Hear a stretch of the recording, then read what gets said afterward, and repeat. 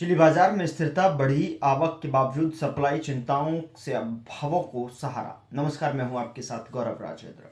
पहले कुछ नरमी दिखाने के बाद चिली के भाव प्रमुख बाजारों में स्थिर बने हुए हैं, जबकि कुछ किस्मों में 2 से 5 रुपए प्रति किलो की हल्की तेजी भी दर्ज की गई।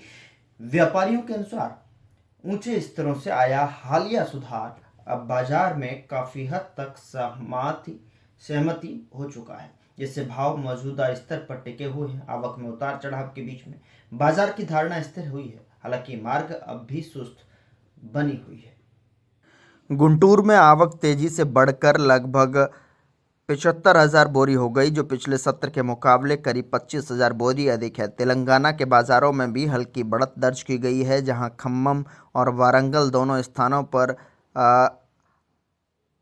8,000 से लेकर जो है बोरी की आवक रही है। बढ़ी हुई आवक के बावजूद हाजिर बाजार में भावों पर खास दबाव नहीं दिख रहा और कीमतें अधिकांशतः स्थिर है।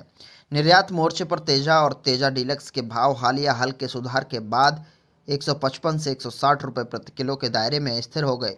इन स्तरों पर भाव टिकने से घरेलू खरीदारी में कुछ सुधार हो देखा गया है, जिससे पिछले 4 से 5 सत्रों में हाजिर बाजार को सहारा मिल रहा है। अल्पकालिक उतार चढ़ाव के बावजूद समग्र रुझान फिलहाल मजबूत बना हुआ है। मौलिक स्तर पर उत्पादन से जुड़ी चिंताएं बाजार को समर्थन दे रही हैं। इस सीजन में बोआई क्षेत्र कम रहने के साथ साथ प्रमुख उत्पादक इलाकों में लगातार बारिश के कारण फसल को नुकसान हुआ है, जिससे पैदावार को लेकर चिंताएं बढ़ गई हैं। आगे की तस्वीर देखें तो सप्लाई पक्ष की तंगी के चलते चिली बाजार की धारणा निकट अवधि में मजबूत बने रहने की संभावना है। हालांकि आने वाले दिनों में नई आवक की शुरुआत के साथ भावों में हल्की गिरावट की संभावना से पूरी तरह इनकार नहीं किया जा सकता।